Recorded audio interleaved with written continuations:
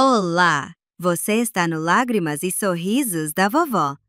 Deixa um like e segue a gente. Vamos à história de hoje?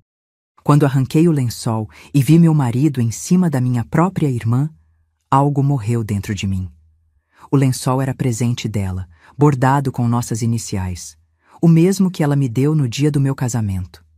Senti meu corpo gelar, minhas pernas bambearam e minha boca secou. 7 anos depois, quando eles abriram a porta para quem acharam que era o novo comprador da casa, o sangue sumiu da cara dos dois igual água na areia. Surpresa! Falei bem baixinho, com a escritura na mão e um sorriso que congelou até a alma deles. Acho que nunca vou esquecer a cara de pânico daqueles dois quando me viram ali, dona absoluta do único teto que tinham sobre a cabeça. Foram 7 anos esperando, planejando cada detalhe, contando os dias para ver aquela expressão. Valeu cada centavo, cada noite sem dormir, cada hora trabalhando feito uma condenada. A vida é comprida demais para a gente não dar o troco na mesma moeda.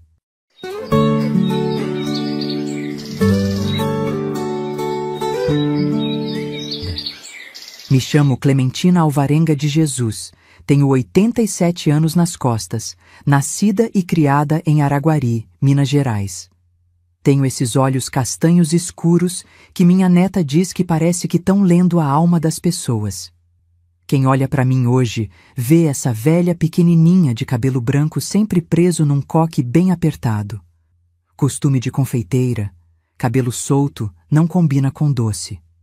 Muita gente repara nessa cicatriz que desce do meu lábio até o queixo, mas poucos têm coragem de perguntar.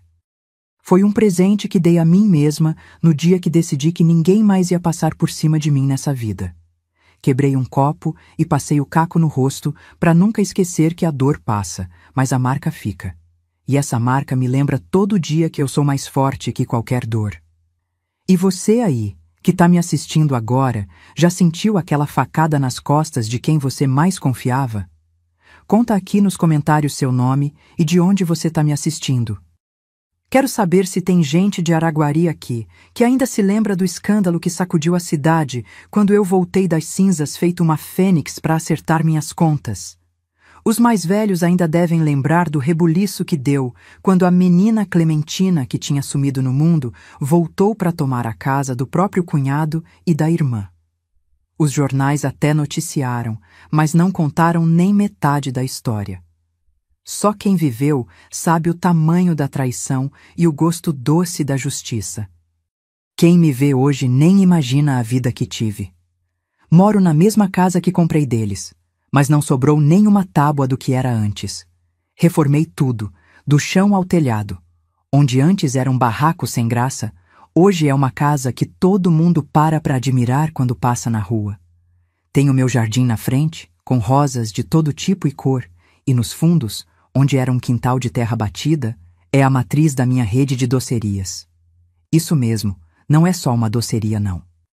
Comecei com uma cozinha pequena e hoje tenho 5 lojas espalhadas por 3 cidades. Os doces da Dona Clementina são conhecidos até em Belo Horizonte. Tem gente que viaja só para provar meu doce de leite com ameixa e meu pé de moleque de coco. E o Zezinho, meu marido há 50 anos, transformou aquele pesque-pague caído numa atração turística da região. Tem restaurante, chalés para hospedagem, área de camping, parquinho para as crianças. Todo fim de semana enche de gente da capital querendo pescar um lambari e fugir do barulho da cidade grande. Da lama ao luxo, como diz o povo, mas nunca esqueci de onde vim. Cada centavo que tenho hoje foi suado, conquistado com essas mãos calejadas e essa cabeça dura de mineira teimosa. Nessa minha cozinha tem uma coisa que guardo com muito carinho, mesmo depois de tanto tempo. Uma faca de prata com cabo de madeira entalhada, guardada numa caixinha de veludo vermelho. Esta faca cortou o bolo do meu primeiro casamento e quase cortou outras coisas na noite que encontrei aqueles dois na minha cama. Foi a primeira coisa que peguei quando saí correndo daquela casa, com o coração em pedaços e a cabeça fervendo. Cheguei a apertar ela na palma da mão com tanta força que saiu sangue. Mas descobri que a paciência corta mais fundo que qualquer lâmina. A vingança é igual doce de tacho. Tem que mexer devagar, no fogo baixo, com paciência, para não embolar e nem queimar. E quando fica pronto, é a coisa mais gostosa do mundo. O que vou contar agora, nem meus filhos sabem completo. Teresa e João conhecem pedaços da história, coisas que foram ouvindo ao longo da vida, mas nunca contei assim, de cabo a rabo, sem esconder nada. É uma história de traição nojenta, sangue do mesmo sangue me apunhalando pelas costas, e uma vingança tão bem servida que até hoje a cidade comenta quando o assunto vem à tona. Vou mostrar como transformei a maior humilhação da minha vida na minha maior vitória. Algumas pessoas vão me julgar, vão dizer que fui longe demais, que deveria ter perdoado, virado a página. Mas quem nunca teve o coração retalhado não sabe o que é acordar todo dia com aquela dor surda no peito, aquela sensação de ter sido feita de boba na frente de todo mundo. Porque não foi só a traição, foi a humilhação pública, as risadinhas pelas costas, os olhares de pena. Numa cidade pequena como Araguari, esse tipo de coisa corre mais rápido que fogo em palha seca. Só comecei a entender o tamanho da traição quando descobri que não tinha sido uma vez só. Não foi um deslize, um momento de fraqueza. Foi um caso que vinha acontecendo debaixo do meu nariz por mais de 1 ano. Na minha casa, na minha cama, com a minha própria irmã. Dalva, 3 anos mais velha que eu, que me penteava quando éramos crianças, que enxugou minhas lágrimas quando papai morreu, que foi minha madrinha de casamento. A mesma que me abraçou no altar e disse: "Seja muito feliz, maninha." A mesma que me deu aquele jogo de lençóis como presente, dizendo que era para trazer fertilidade para o casal. Agora sei que o único fruto que ela queria ver nascer daquela cama era a desgraça do meu casamento. Muita gente pergunta se eu não percebi antes, se não havia sinais. Claro que tinha. Roberto começou a chegar tarde da padaria, sempre com desculpas cada vez mais esfarrapadas. O cheiro diferente na roupa, que não era só de farinha e fermento. O jeito que ele evitava me tocar, dizendo que estava cansado. E Dalva, sempre aparecendo em casa para ajudar, sempre perguntando quando Roberto ia chegar, sempre ficando até mais tarde. Trazendo quitutes que ela sabia que ele gostava, usando perfume demais para uma visita casual à casa da irmã. Mas a gente só enxerga o que está preparada para ver. E eu não estava preparada para ver minha própria irmã roubando meu marido debaixo do meu teto. Aquele dia começou como outro qualquer. Saí cedinho para entregar uma encomenda de doces numa festa de aniversário do outro lado da cidade. Era um trabalho extra que eu fazia para juntar um dinheirinho, sonhando em ter minha própria doceria um dia. Terminei mais cedo que o previsto e resolvi voltar para casa sem avisar. Estava com uma dor de cabeça chata que não passava, querendo só deitar um pouco. Quando abri a porta, a casa parecia vazia, mas ouvi uns barulhos estranhos vindo do quarto. Pensei até que poderia ser um ladrão. Fui na cozinha, peguei minha faca de cortar bolo e fui chegando de mansinho. A porta do quarto estava entreaberta. Dava para ver o lençol branco bordado com nossas iniciais, R e C entrelaçadas, que Dalva tinha me dado de presente de casamento. Eu podia ouvir suspiros, gemidos, o barulho da cama rangendo. Meu coração disparou, as pernas ficaram bambas, mas mesmo assim empurrei a porta devagar. E lá estavam eles, meu marido Roberto e minha irmã Dalva, os dois pelados em cima da minha cama, tão entretidos que nem perceberam que eu tinha chegado. Fiquei parada na porta, segurando aquela faca, sem conseguir me mexer. Foi como se o tempo tivesse parado. Senti um gosto de ferro na boca, um zumbido no ouvido. Minha vista escureceu por 1 segundo. Não sei quanto tempo fiquei ali, feito estátua. Poderia ter sido 1 minuto ou 1 hora. Quando voltei a mim, guardei a faca no bolso do avental e dei 2 passos para dentro do quarto. Puxei o lençol com força, arrancando de cima deles. Os dois deram um pulo de susto. A cara deles quando me viram ali. Roberto ficou branco feito papel, tentando se cobrir com o travesseiro. Dalva soltou um grito abafado, os olhos arregalados de pavor. "Clementina, não é o que você está pensando", ela começou a dizer. como se houvesse outra explicação possível para o que eu estava vendo. Não gritei, não chorei, não avancei neles com a faca, como uma parte de mim queria fazer. Apenas olhei bem fundo nos olhos de cada um, gravando aquela cena na memória.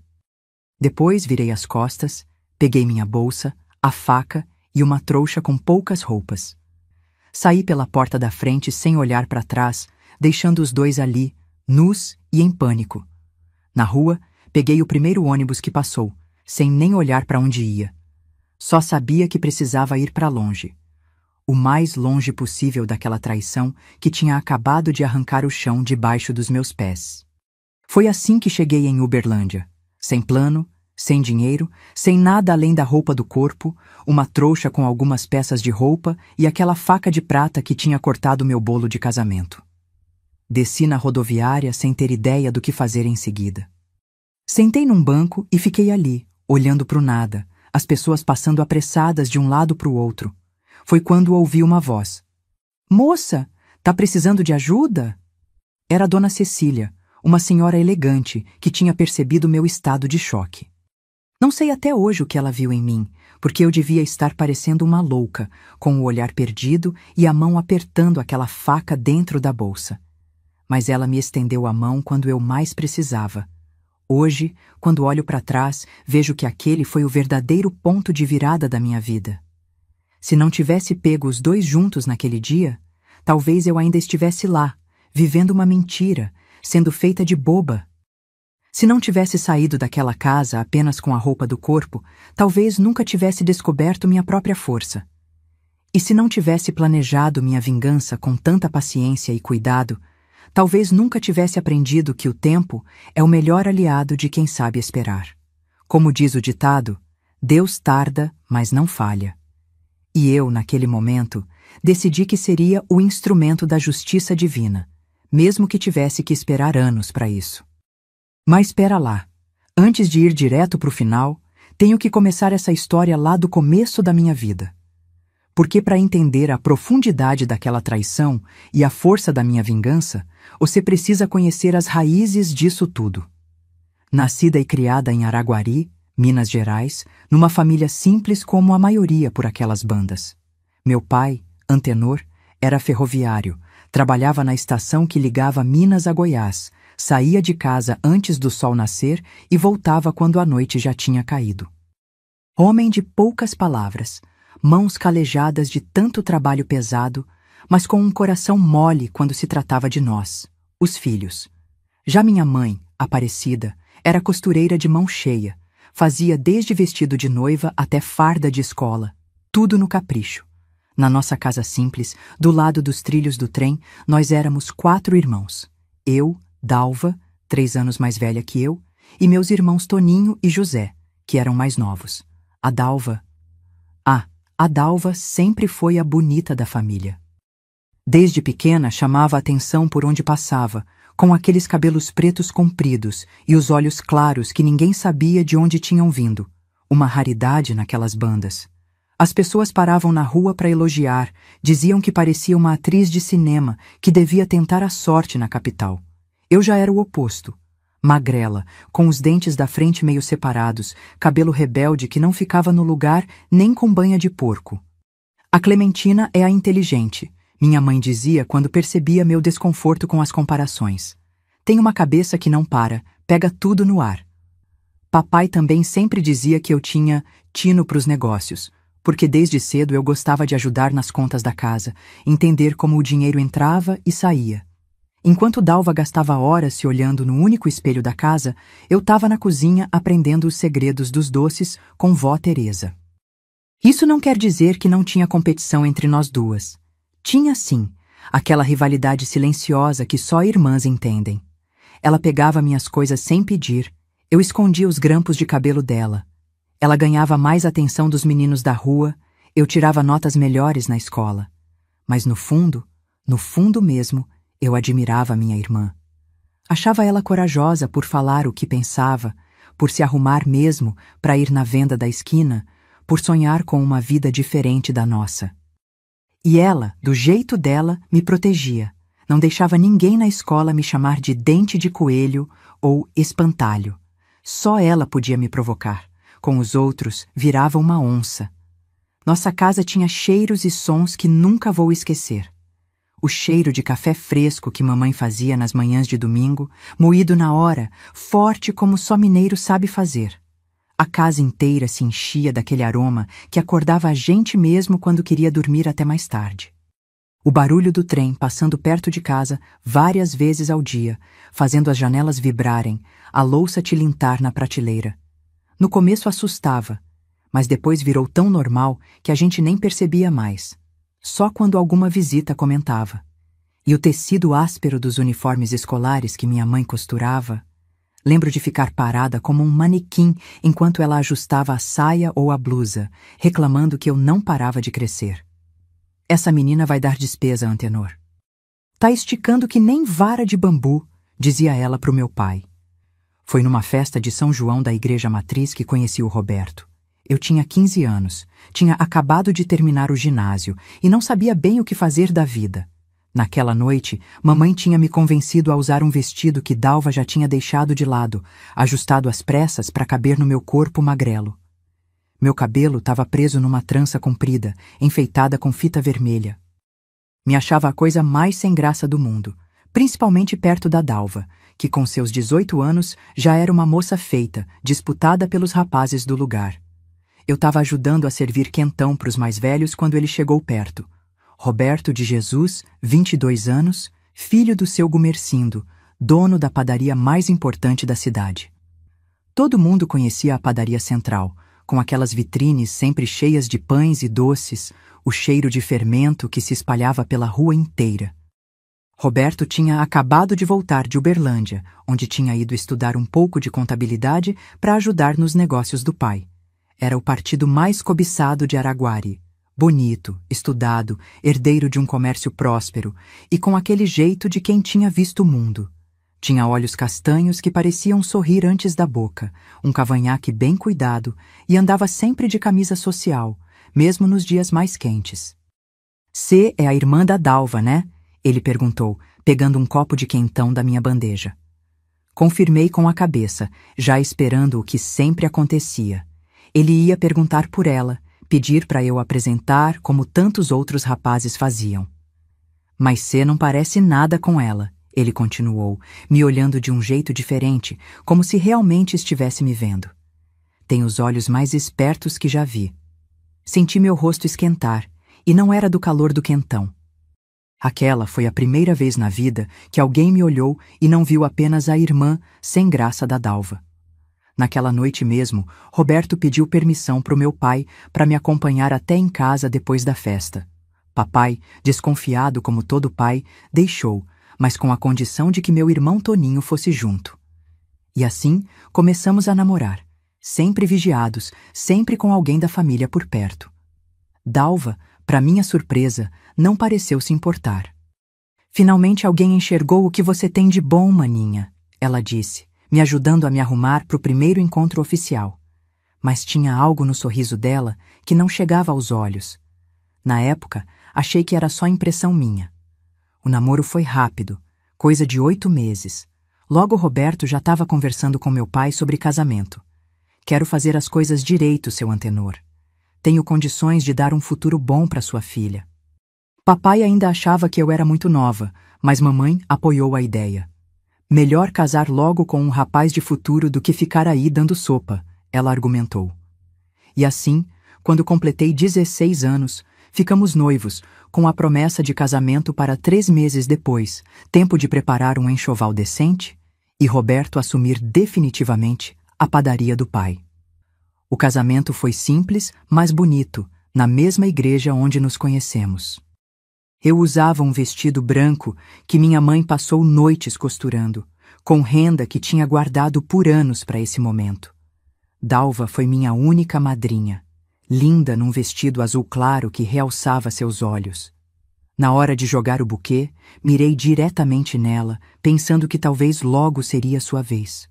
O presente dela para o nosso casamento foi um jogo de cama branco, de linho puro, com nossas iniciais, R e C, bordadas à mão na fronha e no lençol. Para trazer fertilidade para o casal, ela disse com um sorriso. Quero ser tia logo. Aquele lençol tão bonito, tão delicado, que acabaria marcando o pior momento da minha vida anos depois. Os primeiros anos de casamento foram de felicidade aparente. Roberto assumiu a padaria quando seu Gumercindo se aposentou, e eu ajudava no balcão, atendendo os clientes. Tinha jeito para lidar com o público, sabia exatamente como convencer uma dona de casa indecisa a levar mais um pãozinho ou experimentar o bolo novo. Aprendi a fazer doces para vender junto com os pães. Começou com pudim de leite, depois ampliei para ambrosia, doce de leite, compota de frutas. Os clientes começaram a ir na padaria especialmente pelos meus doces, que logo ganharam fama na cidade. Roberto parecia orgulhoso do meu sucesso. A minha Clementina tem mão boa para os doces, ele dizia para os clientes. A gente morava numa casinha simples, mas confortável, não muito longe da padaria. Eu sonhava em ter filhos logo, encher a casa de crianças, mas os anos foram passando e nada de engravidar. Fiz promessas, tomei chás de tudo quanto é tipo, segui conselhos de todas as comadres da cidade, nada. Roberto dizia que não se importava, que éramos felizes assim mesmo, só nós dois. Mas eu via o jeito como ele olhava para os sobrinhos quando apareciam na padaria, como ficava sem jeito quando alguém perguntava sobre crianças. Foi mais ou menos no 4º ano de casamento que as coisas começaram a mudar. Roberto começou a trabalhar até mais tarde na padaria, dizendo que estava fazendo as contas, organizando os pedidos para o dia seguinte. Chegava em casa cheirando a perfume que não era o dele, às vezes com marcas de batom no colarinho que ele jurava ser calda de morango do recheio dos sonhos. Eu fingia acreditar, porque a verdade doía demais. Homem é assim mesmo, minha mãe dizia quando eu tentava desabafar. O importante é que ele volta para casa no fim do dia. Dalva, que tinha se mudado para Uberlândia para trabalhar numa loja de roupas depois que nossos pais morreram num acidente de carro, voltou para Araguari e alugou um quartinho perto da nossa casa. Começou a aparecer com frequência, sempre na hora que sabia que Roberto não estava. Vim ajudar minha irmãzinha, ela dizia, varrendo a casa ou lavando a louça que eu tinha deixado na pia. Comecei a notar que ela sempre perguntava a que horas Roberto voltaria, e de algum jeito acabava ainda estando lá quando ele chegava. Foram pequenos detalhes que, vistos agora, eram tão óbvios. O jeito que ela se arrumava demais para uma simples visita à irmã. O perfume forte que deixava no ar mesmo depois de ir embora. O mesmo cheiro que às vezes eu sentia na roupa de Roberto. Os olhares que trocavam em reuniões familiares, achando que ninguém percebia. A maneira como ele sempre mencionava Dalva nas conversas. Sua irmã me disse que... encontrei com a Dalva hoje e ela falou que... E eu, cega de confiança, ou talvez só fingindo não ver o que estava bem na minha frente, continuava acreditando na farsa. Teve um domingo que convidei toda a família para almoçar em casa. Roberto mal falou durante a refeição, mas seus olhos não saíam de Dalva. Quando ela derrubou um pouco de molho no vestido, ele foi o primeiro a pular com o guardanapo na mão, se oferecendo para ajudar a limpar. Vi a mão dele demorando mais que o necessário no colo dela, e o sorriso conspiratório que trocaram. Senti um frio na barriga, mas engoli junto com o arroz, dizendo a mim mesma que era coisa da minha cabeça. Aquele dia fatídico chegou quase sem aviso. Era uma terça-feira comum. Eu tinha recebido uma encomenda grande de doces para um aniversário do outro lado da cidade. Saí cedinho, deixando Roberto ainda dormindo. Passei a manhã inteira preparando tudo, arrumando as forminhas, garantindo que cada doce estivesse perfeito. Terminei mais cedo do que esperava e decidi voltar para casa sem avisar. Estava com uma dor de cabeça chata, querendo só tomar um chá e deitar um pouco. Quando cheguei na rua de casa, notei algo estranho. A padaria estava fechada com uma plaquinha de "Volto logo" na porta. Roberto nunca fechava a padaria àquela hora, nem por 5 minutos. Achei que talvez ele estivesse passando mal e tinha ido para casa descansar. Apressei o passo, preocupada. A porta da nossa casa não estava trancada. Outro sinal de que algo não estava normal. Roberto era obsessivo com segurança, sempre verificava 2 vezes se a porta estava fechada, mesmo quando a gente só ia ali na esquina. Entrei sem fazer barulho, mais por hábito do que por desconfiança. A sala estava vazia, mas ouvi sons vindos do nosso quarto. Não eram gemidos de dor ou tosse, como esperaria se ele estivesse doente. Eram suspiros, risadas abafadas, o ranger familiar da nossa cama de casal. Meu coração disparou, as mãos começaram a suar frio. Pensei em dar meia volta, sair dali, fingir que não tinha ouvido nada. Seria mais fácil continuar na mentira, manter a venda nos olhos. Mas minhas pernas me levaram até a porta do quarto como se tivessem vontade própria. A porta estava entreaberta, e através da fresta eu podia ver parte da cama. O lençol branco bordado com nossas iniciais, o presente de casamento da Dalva, cobria parcialmente dois corpos que se moviam juntos. Reconheci imediatamente as costas de Roberto, e por baixo dele, entre suspiros, o rosto de Dalva, minha irmã, com os olhos fechados de prazer. Estavam tão entretidos que não notaram minha presença. Fiquei ali parada, sentindo como se tivesse levado um soco no estômago. Não conseguia respirar, não conseguia me mexer, não conseguia nem chorar. Sabe, contar esta parte da história ainda dói, mesmo depois de tantos anos. Se você está gostando e quer que eu continue trazendo estas histórias de vida real, pode me ajudar apertando o botãozinho Valeu, aqui embaixo no YouTube. É aquele coraçãozinho com cifrão. Você escolhe o valor que puder doar. Cada contribuição mantém viva a sabedoria da vovó e nos ajuda a trazer mais histórias de mulheres que, como eu, enfrentaram tempestades e saíram mais fortes. É só clicar no Valeu, escolher um valor e confirmar. Simples assim. Agora, deixa eu continuar. Foi como se o tempo tivesse congelado naquela porta. Lembro de cada detalhe daquela cena como se fosse ontem, gravada a ferro e fogo na minha memória. Não só a imagem dos dois juntos, mas os pequenos detalhes ao redor. As roupas deles jogadas no chão do quarto, a camisola de Dalva, que eu nunca tinha visto antes, pendurada na cadeira, o perfume dela misturado com o cheiro de suor, as alianças dos dois cuidadosamente colocadas sobre o criado mudo. Não foi um momento de paixão descontrolada, um deslize.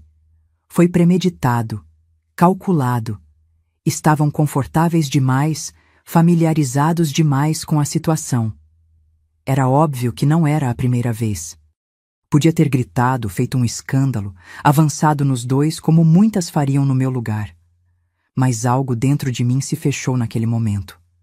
Era como se uma parte da Clementina tivesse morrido ali mesmo, e outra, mais fria, mais calculista, tivesse nascido em seu lugar. Sem fazer barulho, peguei a faca de prata que usava para cortar os bolos, 2 mudas de roupa e o dinheiro que tinha guardado num pote de farinha na cozinha. Olhei uma última vez para nossa casa, para as fotos de casamento na parede da sala e saí pela porta da frente, fechando-a com cuidado para não fazer barulho. Na rua, o sol da tarde batia forte, pessoas passavam apressadas. A vida continuava como se o meu mundo não tivesse acabado de desmoronar. Caminhei até a rodoviária sem olhar para trás, sem deixar que as lágrimas caíssem. Chorar não resolve nada. A voz da minha mãe ecoava na cabeça. Levanta a cabeça e segue em frente. Comprei uma passagem para o primeiro ônibus que saía. Por coincidência ou destino, era para Uberlândia. Enquanto esperava o embarque, sentada num banco de madeira dura, algo começou a crescer dentro de mim. Não era só dor, nem apenas raiva. Era determinação. Pensando agora, aquele momento na rodoviária foi quando a vingança começou a ser plantada dentro de mim. Não sabia ainda como, nem quando, mas tinha certeza de uma coisa: aqueles dois pagariam pelo que fizeram. Não seria um acerto de contas rápido, no calor do momento. Seria algo bem planejado, que viria quando eles menos esperassem, quando já achassem que tinham se livrado de mim. Porque a traição deles não foi só quebrar votos de casamento ou laços de sangue. Foi me fazer de boba, me humilhar, destruir a vida que eu tinha construído com tanto esforço, e essa dívida eu ia cobrar com juros. O ônibus para Uberlândia saiu pontualmente às 5h30. Eu sentei no último banco, perto da janela, agarrada na minha bolsa com as poucas coisas que tinha levado. A faca de prata do bolo estava lá dentro, enrolada num pano de prato. Não sei direito por que levei aquilo comigo. Talvez como prova do que tinha acontecido, ou talvez pensando em usá-la, não nos dois traidores, mas em mim mesma. Por que viver depois de perder tudo? Essa ideia já estava plantada na minha cabeça enquanto o ônibus cortava a estrada, deixando Araguari cada vez mais longe. Durante a viagem toda, não consegui derramar uma lágrima. Era como se tivesse secado por dentro, virado pedra. Olhava pela janela sem realmente ver nada. A imagem deles dois na minha cama não saía da minha cabeça. Tinham destruído não só meu casamento, mas a confiança na minha própria irmã, a pessoa que deveria ter me protegido a vida toda. Hoje consigo ver que eles dois eram feitos da mesma laia. Vou dizer bem o que eles eram, sem meias palavras. Roberto, por trás daquela aparência de homem trabalhador e respeitável, sempre teve caráter fraco. Bonito, sim, com aquele jeito de galã de novela que fazia as moças suspirarem, mas sem espinha dorsal. Sempre querendo mais do que tinha, nunca satisfeito com nada. A padaria do pai não era suficiente. A esposa jovem e dedicada não era suficiente. A vida confortável que levávamos não era o bastante. Sabia usar o charme para conseguir o que queria, e quando conseguia, já estava de olho na próxima conquista. E Dalva. Agora consigo ver com clareza o que não enxergava antes. Minha irmã nunca foi apenas a bonita da família. Era manipuladora desde criança. Sabia exatamente como fazer os outros dançarem conforme sua música. Tinha inveja de mim, mas não pela beleza que eu não tinha, e sim porque as pessoas realmente me amavam pelo que eu era. Papai confiava em mim para ajudar com o dinheiro da casa. Mamãe se orgulhava genuinamente do meu jeito prendado. Os clientes da padaria gostavam da minha simpatia verdadeira. Enquanto ela só recebia elogios pela aparência, algo que não tinha conquistado, era só um acaso do destino. E isso a corroía por dentro. Vejo agora que o casamento com Roberto foi o prêmio que ela sempre quis roubar de mim. Não porque amava ele. Duvido que Dalva soubesse amar alguém além dela mesma. Mas porque era algo que eu tinha conseguido. Algo que na cabeça dela deveria ter sido dela por direito. A bonita da família deveria ficar com o partido mais cobiçado da cidade, não a irmã sem graça. E assim, ela armou o bote pacientemente, esperando o momento certo para dar o bote. E Roberto, fraco como era, caiu como um patinho. Cheguei em Uberlândia quando já estava escurecendo. A rodoviária era bem maior que a de Araguari, cheia de gente apressada indo e vindo. Me senti pequena ali, sozinha com minha bolsinha de mão, sem saber para onde ir ou o que fazer. Não conhecia ninguém na cidade, não tinha dinheiro para hotel, nem sabia direito como procurar emprego. Sentei num banco e fiquei ali, olhando o movimento, pensando no próximo passo. Foi quando aquela senhora se aproximou. "Moça, tá precisando de ajuda?" ela perguntou com uma voz calma. Era uma mulher de uns 50 anos, cabelos grisalhos presos num coque elegante, óculos de armação dourada, roupa simples, mas de boa qualidade. Não respondi de imediato, desconfiada. Na minha situação, confiar nos outros era um luxo que não podia me dar. "Meu nome é Cecília", ela continuou. "Sou professora na universidade aqui de Uberlândia. Tô vendo que você tá meio perdida. Posso ajudar de algum jeito?" Não sei o que me fez confiar nela. Talvez o jeito maternal, ou talvez eu simplesmente não tivesse mais nada a perder. Contei uma versão resumida da minha história, só que tinha brigado com o marido e saído de casa, que não tinha para onde ir. Ela ouviu sem interromper, com aqueles olhos inteligentes que pareciam enxergar muito mais do que eu estava contando. "Preciso de alguém para ajudar em casa", ela disse depois de pensar um pouco. "Tenho um quartinho nos fundos, pequeno mas limpo. Ofereço casa, comida e um salário justo. Se quiser, pode ficar até encontrar algo melhor." Parecia bom demais para ser verdade. A desconfiança deve ter aparecido na minha cara, porque ela sorriu e acrescentou: "Pode ficar tranquila, moro sozinha, só com minha cozinheira, a Zefa, que já tá velha e não dá mais conta de todo o serviço. Deus colocou você no meu caminho hoje, acho que foi para ajudar nós duas." E foi assim que acabei como doméstica na casa de Dona Cecília, uma professora universitária que dava aulas de direito. A casa era espaçosa, numa rua arborizada de um bairro bom da cidade. Meu quartinho nos fundos era pequeno, mas tinha tudo o que eu precisava. Uma cama limpa, um armário, uma mesinha, até um banheirinho só meu. Comparado com o que eu tinha deixado para trás, parecia pouco.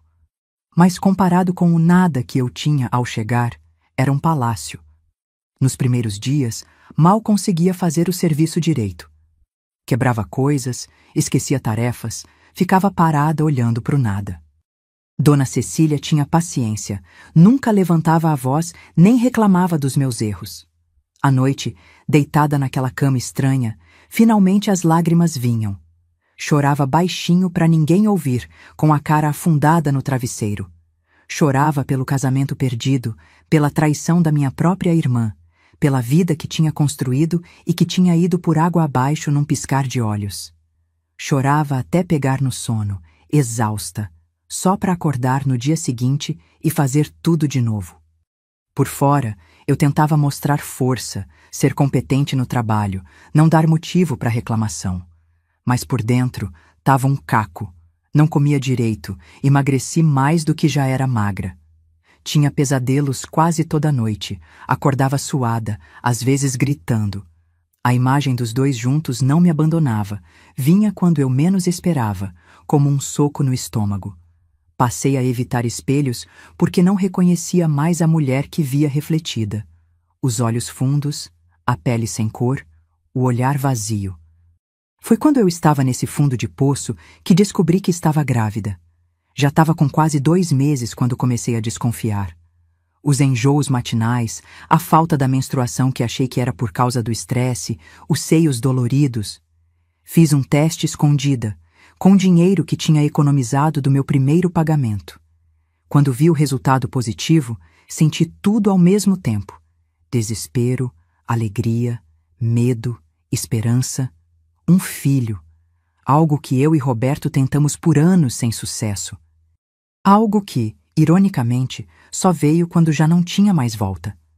Não contei a ninguém, nem mesmo a Dona Cecília. Comecei a planejar como seria, como ia criar essa criança sozinha, talvez alugar um quartinho em outro lugar quando o bebê nascesse, trabalhar dobrado para sustentar nós dois. Por um breve momento, esse bebê trouxe um fio de esperança para minha vida despedaçada. Mas parece que nem isso o destino quis me deixar. No início do 3º mês, comecei a sentir dores, primeiro fracas, depois cada vez mais fortes. No meio de uma faxina, senti um líquido quente escorrer pelas minhas pernas. Era sangue, muito sangue. Dona Cecília não estava em casa, só a velha Zefa na cozinha. Não queria assustá-la, então peguei o pouco dinheiro que tinha e fui sozinha para o hospital público. Esperei horas para ser atendida, sentindo as dores aumentarem, sabendo dentro de mim que já era tarde demais. Quando finalmente um médico me viu, confirmou o que eu já sabia. Tinha perdido o bebê. Fez uma curetagem às pressas, me deu uns remédios para dor e infecção e me mandou para casa apenas com a recomendação de descansar uns dias. Não perguntou se eu tinha alguém esperando, se precisava de ajuda psicológica, se tinha como voltar para casa. Era só mais uma mulher pobre perdendo mais um bebê. Naquele leito frio de hospital, sozinha como nunca tinha estado na vida, algo se quebrou dentro de mim de vez. Não era só a dor física, que era imensa. Era saber que aquele último laço com minha vida anterior, aquela última chance de ter algo meu, tinha se ido. Chorei em silêncio, com a mão na barriga agora vazia, sentindo um vazio maior ainda por dentro. Parecia que tinha perdido não só o bebê, mas a última gota de esperança que me restava. Voltei para casa de Dona Cecília no fim do dia, pálida, fraca, fingindo que tinha só passado mal. Ela deve ter desconfiado de algo, mas não perguntou, respeitando meu silêncio. Me deu uns dias de folga, insistiu que eu descansasse, me levou sopa na cama. Sua gentileza, em vez de me confortar, só tornou tudo mais difícil. Eu não merecia aquela bondade. Não merecia nada de bom. Os pensamentos escuros que já vinham me assombrando há meses ganharam força. Foi numa terça-feira de chuva que toquei o fundo do poço. Tinha passado a noite inteira revirando na cama, pensando, remoendo. Na minha cabeça, via Roberto e Dalva felizes na nossa casa, dormindo na nossa cama, vivendo a vida que deveria ter sido minha. Imaginava eles rindo de mim, da tola que fui, que não percebi o que acontecia bem debaixo do meu nariz. E então veio a ideia, clara como água, acabar com tudo. Levantei ainda de madrugada, quando a casa toda dormia. Peguei a faca de prata que tinha trazido de Araguari, agora mais como símbolo do que como ferramenta. Sentei na cama e escrevi uma carta, explicando tudo, culpando os dois pelo que tinha me tornado, pela vida que não conseguia mais suportar.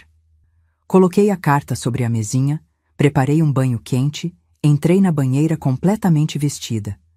A faca na mão tremia junto com todo o meu corpo. Encostei a lâmina no pulso, sentindo o metal frio contra a pele.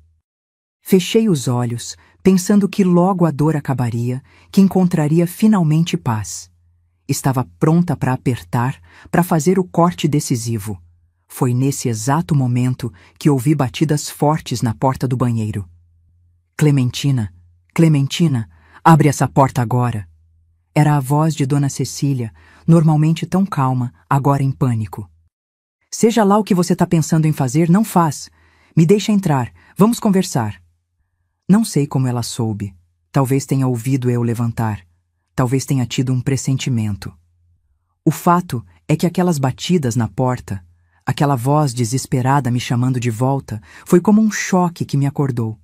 Deixei a faca cair na água, as mãos tremendo demais para segurar qualquer coisa. Tô bem, Dona Cecília, consegui responder com voz fraca. Só tomando um banho. Não mente para mim, menina. Abre essa porta agora, ou eu vou arrombar. E olha que não sou mulher de ameaça à toa.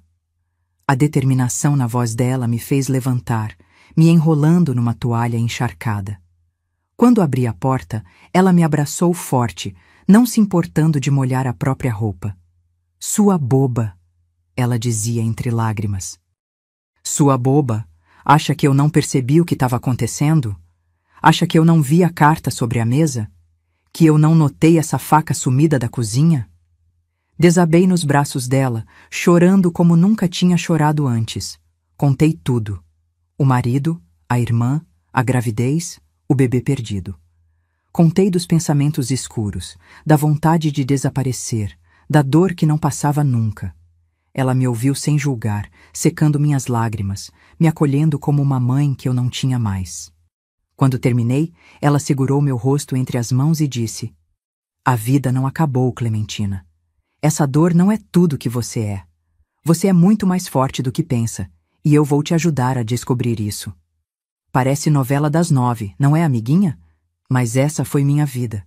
Aposto que você aí não vai ter coragem de deixar o like nesse vídeo depois dessa parte triste. Ou vai? Olha que vou ficar de olho nos likes para ver quem tem estômago forte para ouvir o que vem a seguir. Foi naquela noite, depois de me acalmar, que Dona Cecília me fez uma proposta que mudaria minha vida. Sentadas na cozinha, tomando um chá forte com biscoitos que a velha Zefa tinha preparado, ela disse: Clementina, percebi que você tem dificuldade para ler as receitas e fazer as contas do mercado. A escola que você frequentou não foi muito longe, né? Confirmei com a cabeça, envergonhada. Mal tinha terminado o primário, sabia ler coisas simples e fazer contas básicas, mas com dificuldade. Sou professora universitária, dou aula de direito, mas comecei como professora de primário. Ela continuou. O que acha de eu te ensinar? À noite, depois do serviço. Leitura, escrita, matemática. O conhecimento é a única coisa que ninguém pode roubar de você, Clementina. E conhecimento é poder. Acredite. Foi assim que comecei minha transformação, ainda que lenta e dolorosa. Todas as noites, depois de terminar o serviço da casa, sentava com Dona Cecília na sala e tinha aulas. No começo, era frustrante. Tropecava nas palavras, errava as contas simples, queria desistir. Mas ela tinha uma paciência infinita e, aos poucos, comecei a melhorar. Livros que antes pareciam montanhas intransponíveis se tornaram acessíveis. Jornais que antes só via as figuras, agora podia ler e entender.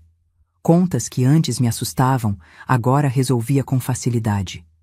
Enquanto minha mente se abria com os estudos, minhas mãos não ficavam paradas.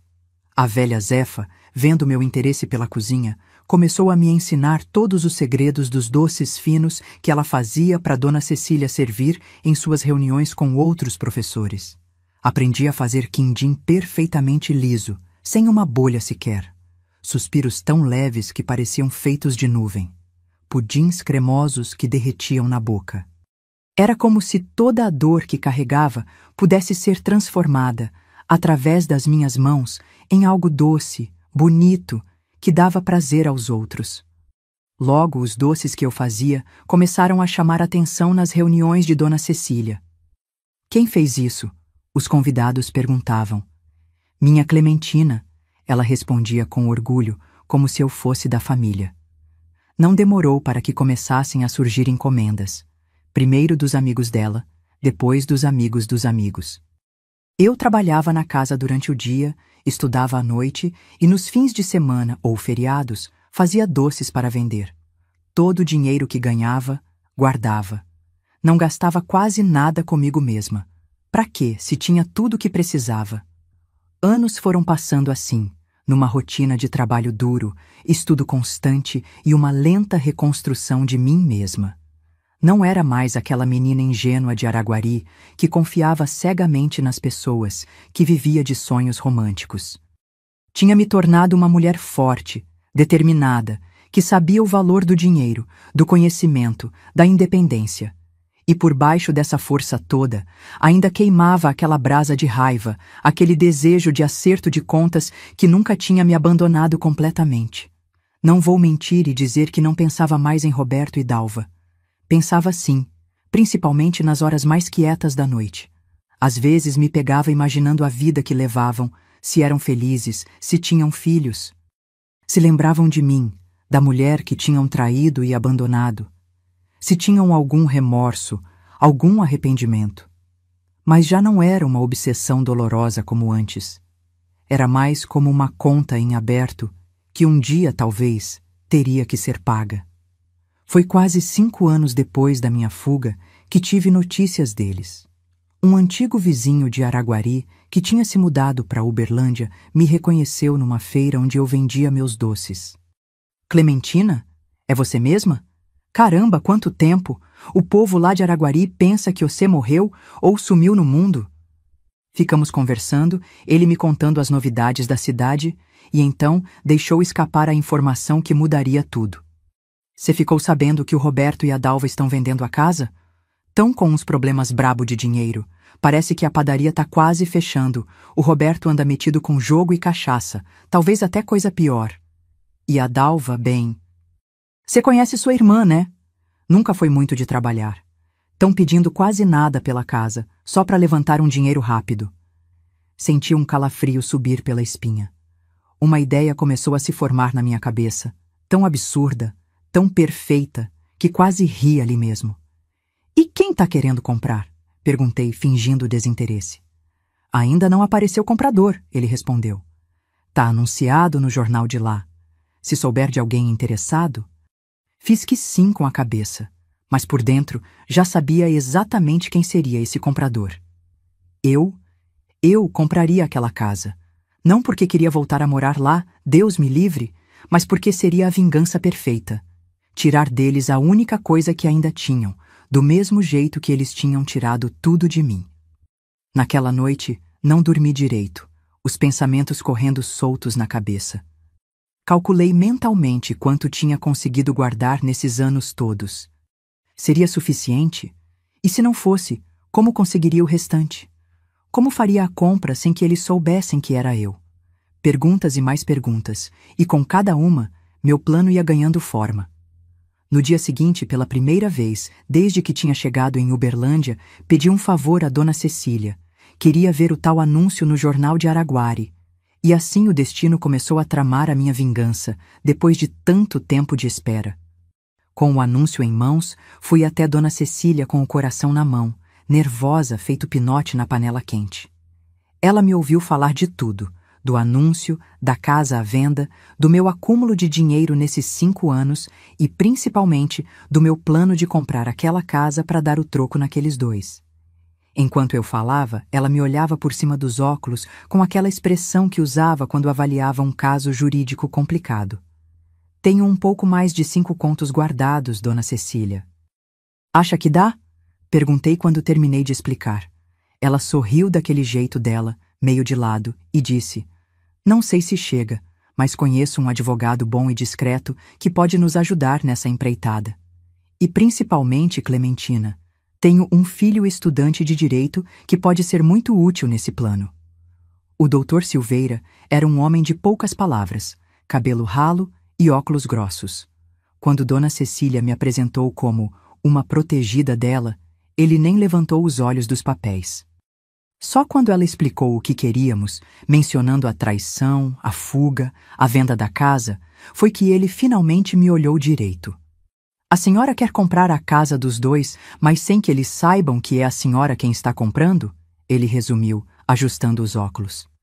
Exatamente, confirmei. Quero ver a cara deles quando descobrirem que venderam o único teto que tinham justamente para mim.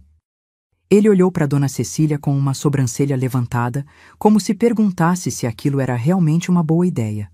Ela apenas assentiu, serena. É possível, ele disse depois de pensar um pouco. Podemos usar um laranja, alguém que apareça como comprador oficial, mas estaria apenas representando a senhora. Precisaríamos de uma procuração, alguns documentos e alguém de confiança absoluta para fazer esse papel. Meu filho, Eduardo, disse Dona Cecília sem hesitar. Ele está no último ano de direito, entende do assunto e faria qualquer coisa por mim. E assim o plano começou a tomar forma de verdade. Eduardo tinha 24 anos e uma cara de menino sério que inspirava confiança à primeira vista. Quando a mãe explicou a situação, ele ficou empolgado com a ideia, como se fosse um caso real para praticar o que aprendia na faculdade. Sem problema, mãe. Posso fazer o papel do comprador, negociar, assinar tudo. Depois transferimos oficialmente para a Dona Clementina quando eles já tiverem saído da casa. Parecia simples dito assim, mas eu sabia que tinha muitos riscos. E se me reconhecessem? Já fazia 5 anos, eu tinha mudado muito. Mais magra, cabelos diferentes, a cicatriz no rosto que não tinha antes. Mas ainda era eu. Especialmente Dalva, que cresceu comigo, poderia me reconhecer. Vou ficar nos bastidores, decidi. Eduardo negocia tudo, fecha o negócio e só quando estiver tudo assinado e pago, eu apareço para a surpresa final. Dr. Silveira concordou que era a abordagem mais segura. Vamos precisar de todo o dinheiro que a senhora tem guardado para a entrada. O resto pode ser financiado. Mas precisamos garantir que o valor inicial seja atrativo o suficiente para eles aceitarem vender rápido. Pus tudo o que tinha juntado nesses anos nas mãos deles. 5 contos e 200, economizados tostão por tostão, de cada doce vendido, de cada gorjeta recebida, de cada salário guardado. Era toda a minha segurança, todo o meu futuro. Mas naquele momento, valia cada centavo só de imaginar a cara deles quando me vissem. Dona Cecília, generosa como sempre, complementou com mais algum dinheiro, dizendo que era um empréstimo, que eu pagaria quando pudesse. Eduardo entrou em contato com o número do anúncio no dia seguinte, fingindo ser um jovem advogado, procurando um imóvel barato para iniciar a vida. Marcou uma visita à casa, minha antiga casa, para o fim de semana. Quando voltou, me contou tudo nos mínimos detalhes. Cada canto, cada mudança, cada palavra que tinham trocado. A casa está bem deteriorada, ele disse. Paredes manchadas, alguns vidros quebrados, jardim completamente abandonado. O homem, Roberto, parecia nervoso o tempo todo, falando rápido, querendo fechar negócio logo. A mulher, Dalva, ficou mais calada, me olhando desconfiada, como se estivesse tentando me reconhecer de algum lugar. Ele também confirmou o que o antigo vizinho tinha dito. Roberto estava mesmo em péssimo estado. Magro, amarelado, com as mãos tremendo levemente, os olhos vermelhos de quem bebe demais ou usa coisa pior. Dalva mantinha um pouco da antiga beleza, mas estava mais dura, mais amarga, com rugas de preocupação no canto dos olhos. Os dois pareciam desesperados por dinheiro. Ofereci 4 contos pela casa toda. Disse que era o que eu tinha para a entrada. Eduardo contou. Eles pediram 5. Deixei claro que era pegar ou largar, que eu tinha visto outros imóveis na região. No final, apertaram a mão e aceitaram. Querem fechar negócio o mais rápido possível. O Dr. Silveira cuidou de toda a papelada, verificou se a casa realmente estava no nome deles. Estava, tinham transferido para o nome de Dalva depois que me fui, e preparou os documentos de compra e venda. Marcamos a assinatura para a semana seguinte, num cartório no centro de Araguari. Eduardo iria como comprador oficial, Dr. Silveira como advogado dele, e eu iria para o momento final, o acerto de contas. Nos dias que antecederam, mal conseguia dormir direito, meu estômago revirava de ansiedade. Ensaiei mentalmente várias vezes o que diria, como reagiria, tentando me preparar para todos os cenários possíveis. Dona Cecília percebeu meu nervosismo e tentou me acalmar. Lembre-se, Clementina, a melhor vingança é aquela servida fria, com controle. Não perca a compostura, não se rebaixe ao nível deles. Sua vitória será maior se mantiver a dignidade. No dia marcado, fomos os 3 para Araguari. Eu, Eduardo e Dr. Silveira. Fizemos a viagem quase em silêncio, cada um perdido nos próprios pensamentos. Quando chegamos à cidade, uma onda de memórias me invadiu. Tantas coisas tinham mudado, outras continuavam exatamente iguais. Passamos de carro pela antiga padaria. Estava com as portas fechadas, um cartaz de "Vende-se" na vitrine suja. Uma parte do meu coração apertou de ver aquele lugar que tinha sido tão importante na minha vida reduzido a um estabelecimento abandonado. O plano era simples. Eu ficaria esperando no carro, estacionado a poucos metros do cartório. Eduardo e Dr. Silveira entrariam, fariam toda a negociação, assinariam os papéis, pagariam o valor combinado. Quando tudo estivesse oficialmente fechado, me chamariam para o grande final. Eu usava um vestido simples, mas bem feito, o cabelo preso num coque discreto, óculos escuros para ajudar no disfarce até o momento certo. Ninguém que me visse pensaria que era a mesma Clementina de 5 anos atrás. Fiquei no carro quase 1 hora, o tempo parecendo se arrastar. Pela janela, vi quando Roberto e Dalva chegaram. Ele de terno surrado, ela com um vestido florido que reconheci. Era meu. Tinha deixado para trás na fuga. A audácia daquela mulher não tinha limites. Tive que me conter para não sair do carro naquele momento e estragar tudo. Finalmente, Dr. Silveira apareceu na porta do cartório e fez um leve aceno com a cabeça.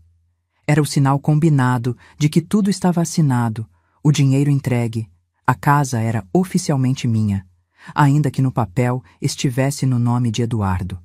Respirei fundo, ajeitei o vestido, tirei os óculos escuros e saí do carro com as pernas bambas, mas a cabeça erguida.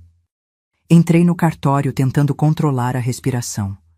Na sala pequena e abafada, estavam todos ainda reunidos em volta da mesa. O tabelião, um homem gordo de suor na testa, Eduardo, com sua pasta de documentos, Dr. Silveira, sério como sempre, e eles. Roberto, que tinha envelhecido 20 anos em 5, o rosto marcado pelos excessos, a barba mal feita, os olhos vermelhos. E Dalva, minha irmã, mais velha, mais dura, mas ainda com aquele ar de superioridade que sempre teve. Nenhum dos dois me reconheceu de imediato quando entrei. Estavam distraídos contando o dinheiro recebido, guardando os papéis nas respectivas bolsas. Foi Eduardo quem criou o momento perfeito, dizendo alto: "Ah, chegou a verdadeira compradora. Esses papéis agora são seus." E estendeu a escritura recém-assinada na minha direção. Os olhos dos dois se levantaram ao mesmo tempo, primeiro com curiosidade, depois com choque absoluto, quando finalmente me reconheceram. Roberto deixou cair a caneta que segurava, a boca se abrindo e fechando como um peixe fora d'água. Dalva ficou branca como papel, uma mão voando para o peito como se quisesse impedir o coração de sair pela boca. Clementina!" Ela gaguejou, a voz quase sumindo. É você mesma? Peguei a escritura da mão de Eduardo, sentindo o peso daquele papel, o símbolo da minha vingança finalmente concretizada. Surpresa, disse, com um sorriso frio. Como podem ver, acabei de comprar minha casa de volta. Ou melhor, a casa que vocês estavam morando. Roberto se recuperou primeiro do choque, o rosto passando do branco ao vermelho em segundos. Isso é algum tipo de armadilha, de golpe, não vamos aceitar. Ele olhou para o tabelião, depois para Dr. Silveira, procurando algum apoio. A venda não é válida, ela nos enganou.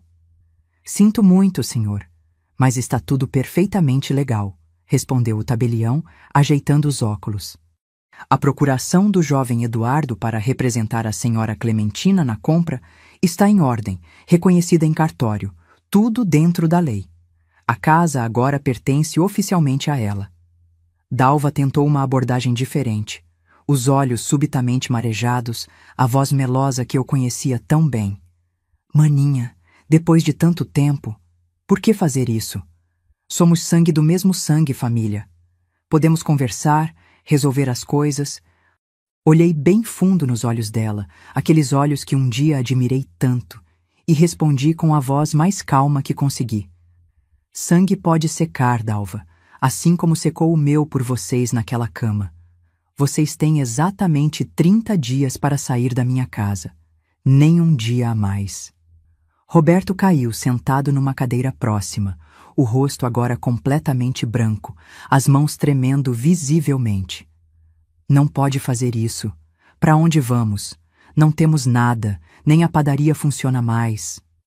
Deviam ter pensado nisso antes de destruir minha vida, respondi simplesmente. 30 dias. Podem levar o que for de vocês, nem um alfinete a mais.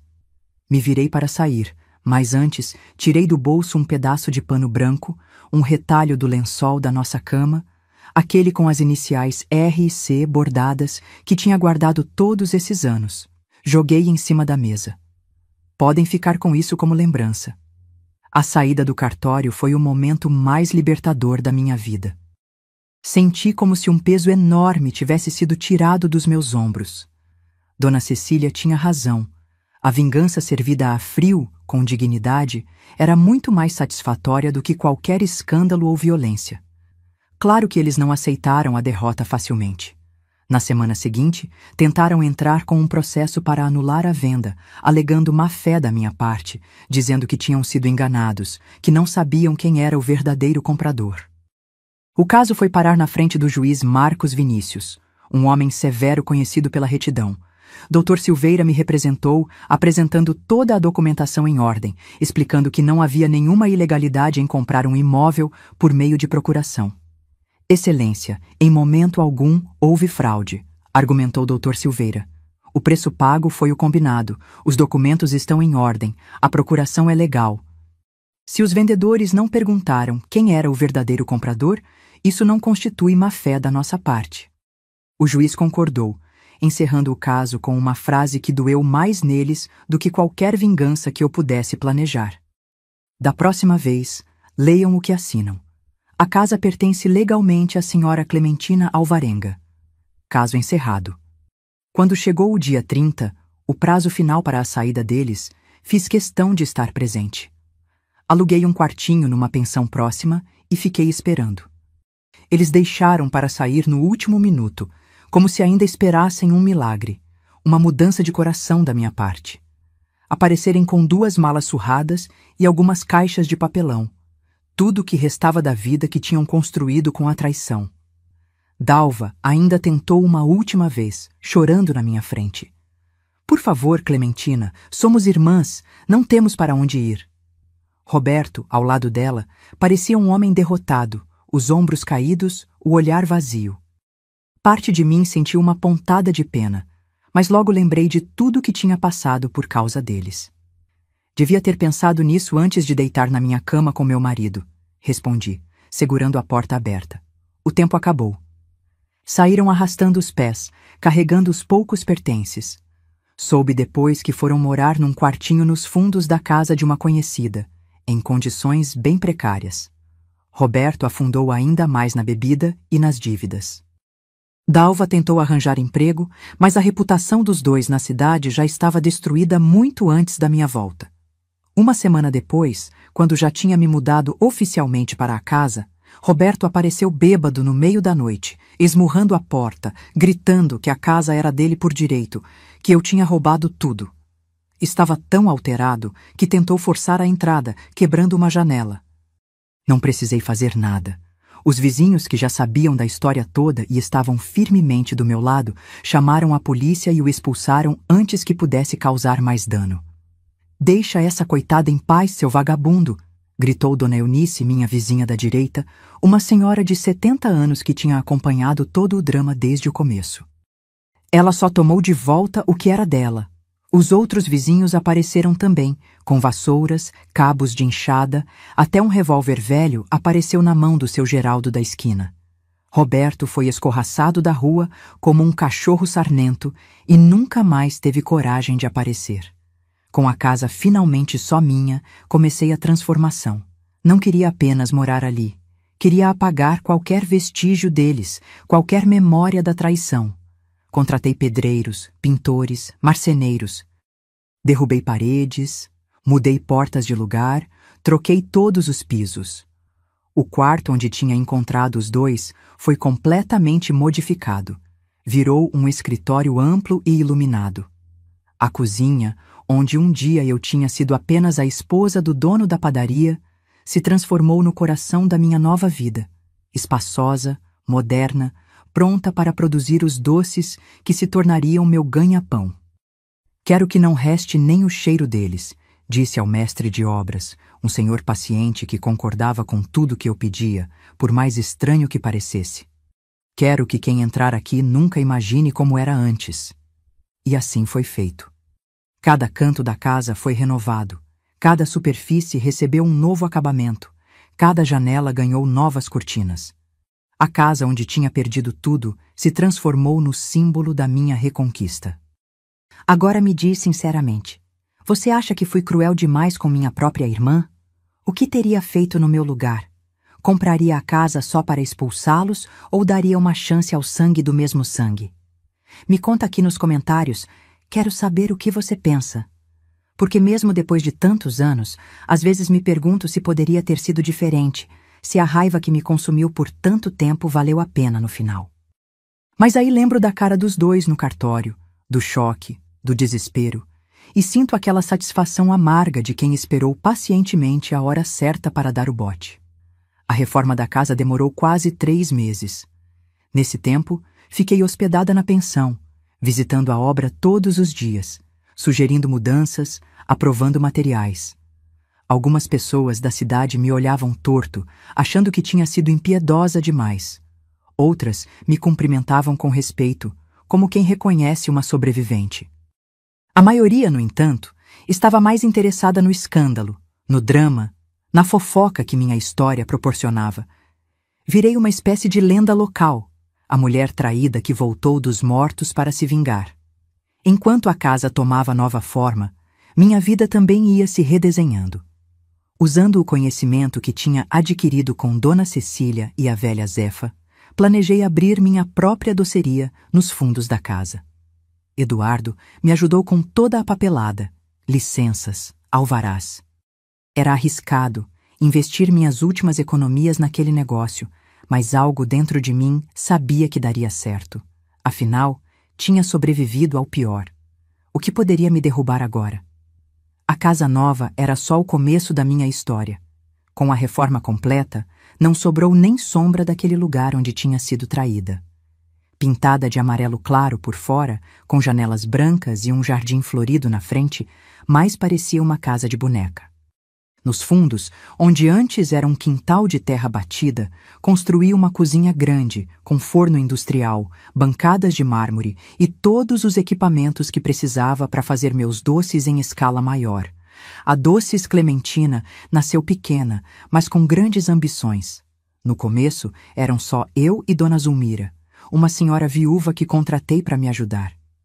Eu fazia os doces, ela atendia os clientes e juntas dávamos conta do recado. Os primeiros meses foram duros, Algumas pessoas vinham mais por curiosidade sobre a mulher que voltou para se vingar, do que pelos doces propriamente ditos. Mas logo a qualidade falou mais alto que a fofoca. Meu doce de leite com ameixa, receita que tinha aperfeiçoado na casa de Dona Cecília, virou assunto na cidade.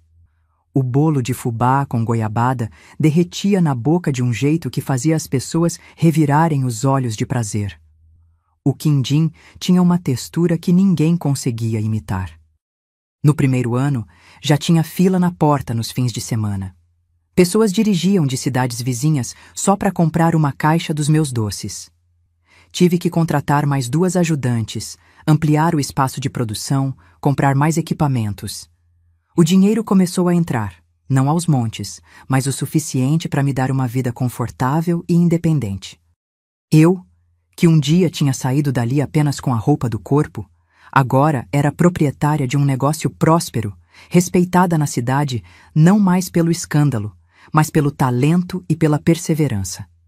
Foi numa manhã de sábado, com a doceria cheia como sempre, que ele apareceu.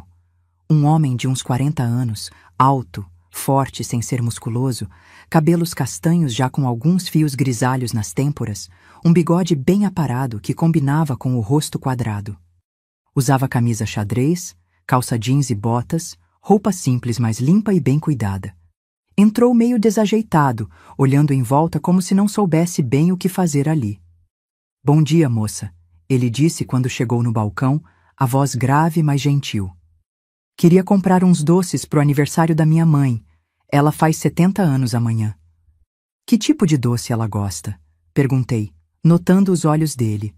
Castanhos claros, quase cor de mel, com pequenas rugas nos cantos que mostravam que sorria bastante. "Pra falar a verdade, não sei direito." Ele coçou a cabeça sem graça. "Só sei que não pode ser muito doce porque ela tem problema de açúcar e que ela adora coco." Sorri, já pensando nas opções. "Tenho quindim sem açúcar, feito com adoçante. E cocada mole que também posso fazer versão diet. Quantas pessoas vão na festa?" "Umas 30, mais ou menos. A família toda." "Sabe como é? Mãe faz 70 anos só uma vez na vida, né?" Ele sorriu de volta e foi como se um raio de sol entrasse pela janela e iluminasse só ele. Tinha um sorriso sincero, daqueles que começa nos olhos antes de chegar na boca. Combinamos a encomenda, 5 dúzias de docinhos sortidos com opções diete para a aniversariante. Quando fui anotar o nome para o pedido, ele se apresentou.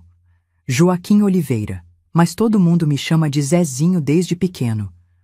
"Zezinho do Pesque e Pague?" perguntei surpresa. Todo mundo em Araguari conhecia o lugar, na saída da cidade. Um espaço grande com vários tanques para pesca esportiva, uma área de churrasqueiras, um restaurantezinho simples que servia o peixe que os visitantes pescavam. Não era nada sofisticado, mas tinha fama de ser bem cuidado e honesto nos preços. "O próprio", ele confirmou, parecendo surpreso que eu soubesse. "Conhece o lugar?" "Só de nome", respondi. Fiquei muito tempo fora da cidade. Voltei faz pouco mais de um ano. "Ah, então é por isso que nunca te vi por lá. Devia aparecer qualquer dia. O pôr do sol visto da margem do tanque grande é de tirar o fôlego." Ele disse isso sem malícia, sem segundas intenções, apenas como quem compartilha algo bonito que vale a pena ser visto. Quando ele saiu, carregando a encomenda para o aniversário da mãe, não pensei que fosse vê-lo novamente. Homens não eram parte dos meus planos naquela altura da vida. Aos 27 anos, depois de tudo que tinha passado, achava que essa parte da vida estava encerrada para mim. Mas o destino tem seus próprios planos, diferentes dos nossos. Uma semana depois, Zezinho apareceu de novo na doceria. Dessa vez, não disfarçou o motivo. Os doces fizeram o maior sucesso no aniversário da mãe. Ela ficou tão feliz que quis conhecer pessoalmente quem tinha feito. E me estendeu um convite escrito à mão para um almoço de domingo na casa dela. Hesitei, claro. Mal conhecia o homem, não conhecia a mãe, e não estava acostumada a receber convites assim, do nada. Mas algo no jeito dele, tão direto, tão sem rodeios, me deu segurança. "Vou pensar", respondi, nem aceitando, nem recusando. Acabei indo. A casa da Dona Teresa, mãe do Zezinho, era uma construção antiga e simples nos arredores da cidade, rodeada por um pomar carregado de frutas. Ela me recebeu como se já me conhecesse há anos, me abraçando forte apesar da idade avançada. Então é você a moça dos doces. Meu filho não parou de falar de você a semana toda. Zezinho ficou vermelho até as orelhas, como um menino pego em flagrante. Mãe! Ele protestou, mas ela apenas riu, me puxando pelo braço para dentro da casa. Foi um almoço simples, mas delicioso. Frango caipira com quiabo e angu, feijão tropeiro, salada da horta dos fundos. A família toda estava lá.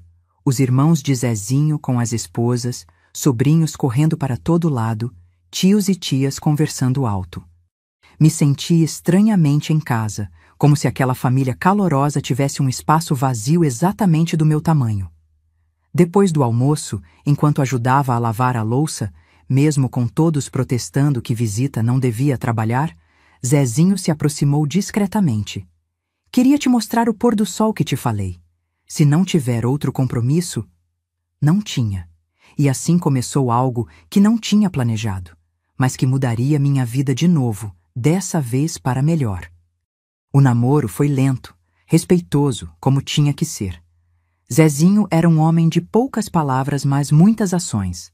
Não fazia grandes declarações, mas aparecia na doceria no fim do dia para me ajudar a fechar. Não escrevia poemas, mas trazia frutas frescas do pomar da mãe dele toda semana. Nunca me pressionou, nunca invadiu meu espaço, nunca exigiu mais do que eu estava pronta para dar.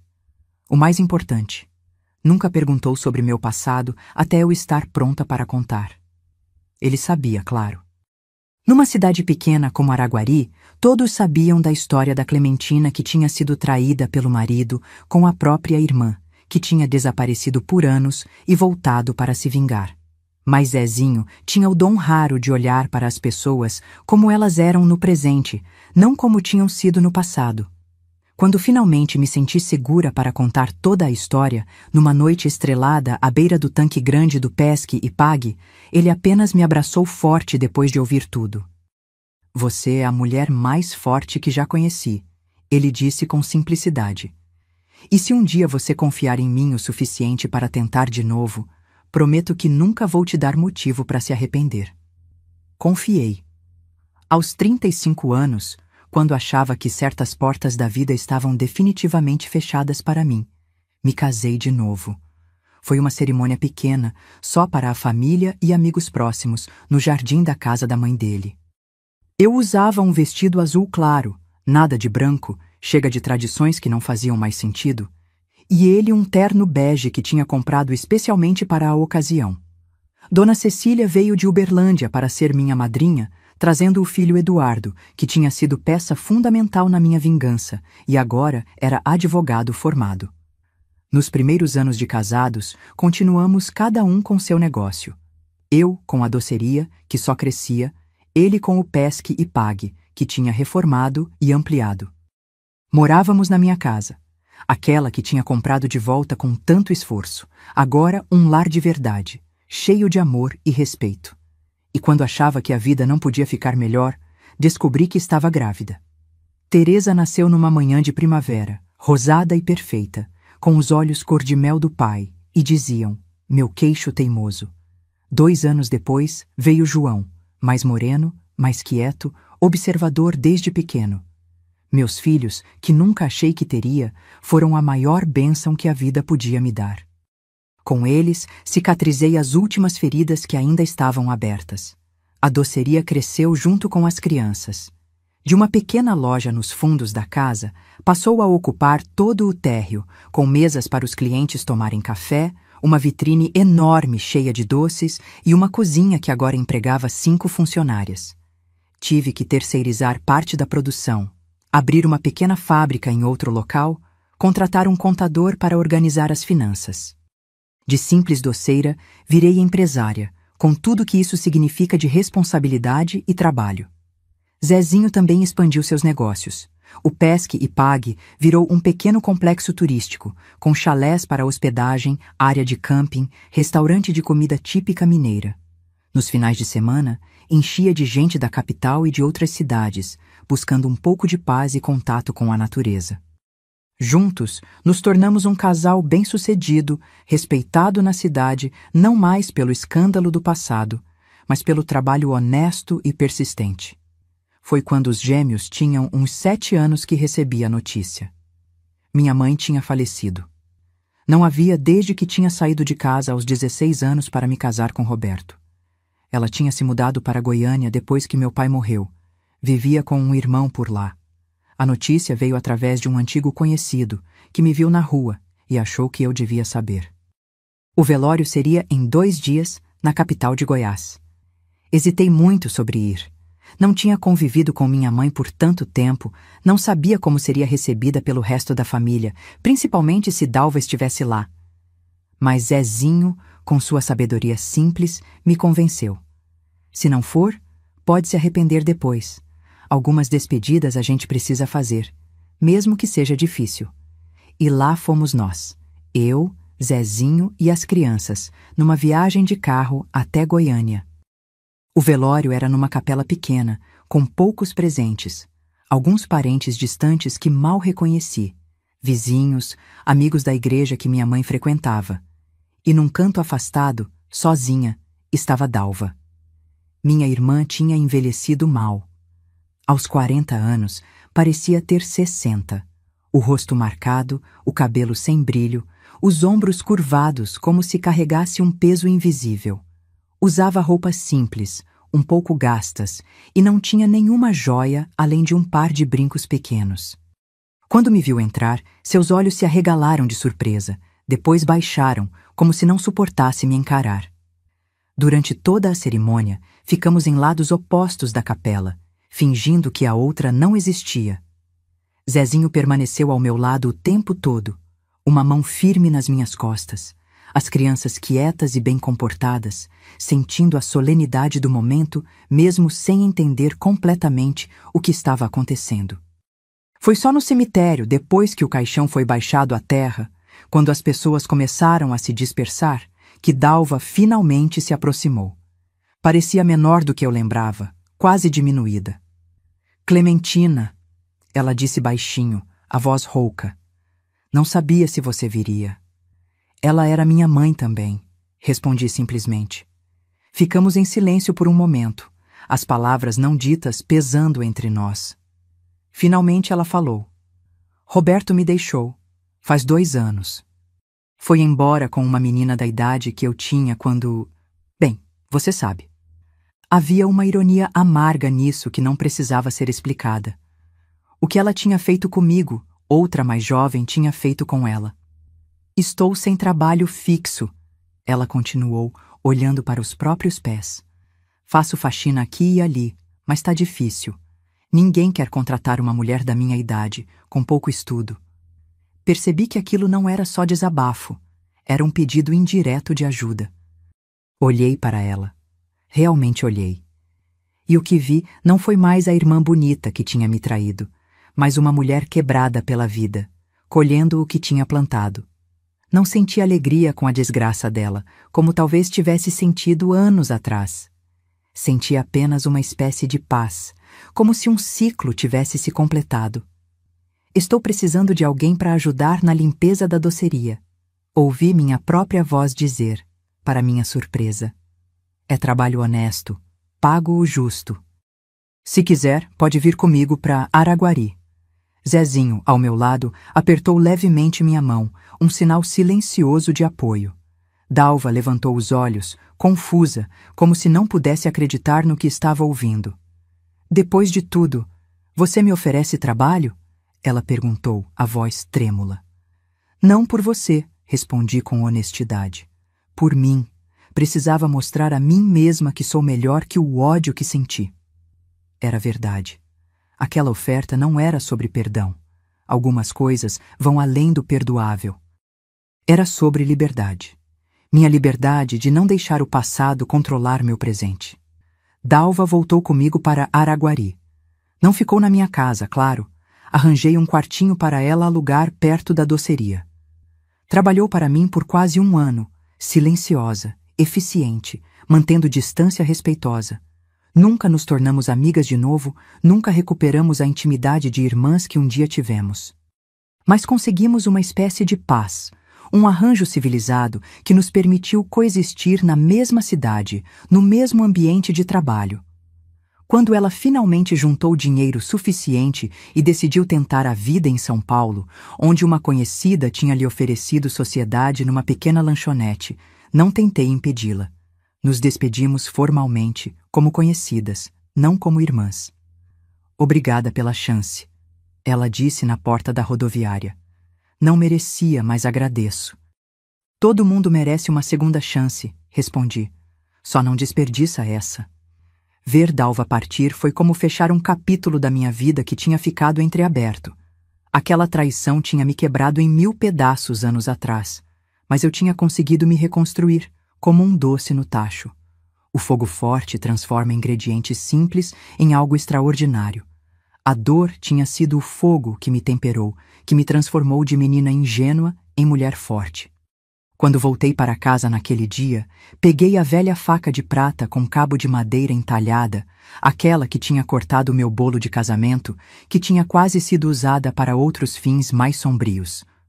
Por anos, tinha guardado aquele objeto como símbolo da traição, da vingança, de tudo de ruim que tinha passado. Mas agora, olhando para a lâmina polida, vi algo diferente. Um instrumento que podia criar, não apenas destruir. No dia seguinte, levei a faca para a doceria.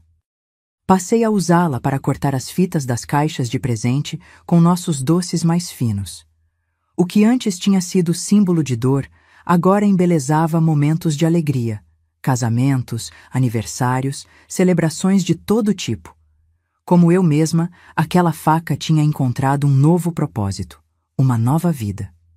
Os anos foram passando, os filhos cresceram, a doceria prosperou, se transformou numa referência regional. Zezinho e eu envelhecemos juntos, lado a lado, parceiros na vida e nos negócios. Chegaram os netos, trazendo aquela alegria barulhenta que só crianças conseguem. E com o tempo, as lições que a vida tinha me ensinado, da maneira mais dura, se cristalizaram em sabedoria que tentei passar adiante. Aprendi que vingança não é grito, é silêncio planejado. Que a melhor resposta nem sempre é a mais imediata, mas a mais pensada. Que esperar o momento certo pode ser mais poderoso que reagir no calor da emoção.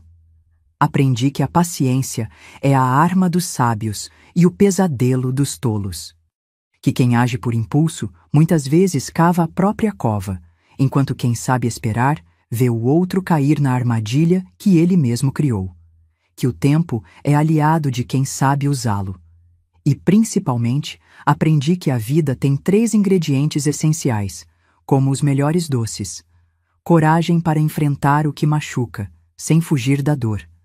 Sabedoria para escolher suas batalhas, pois nem tudo merece nosso tempo e energia.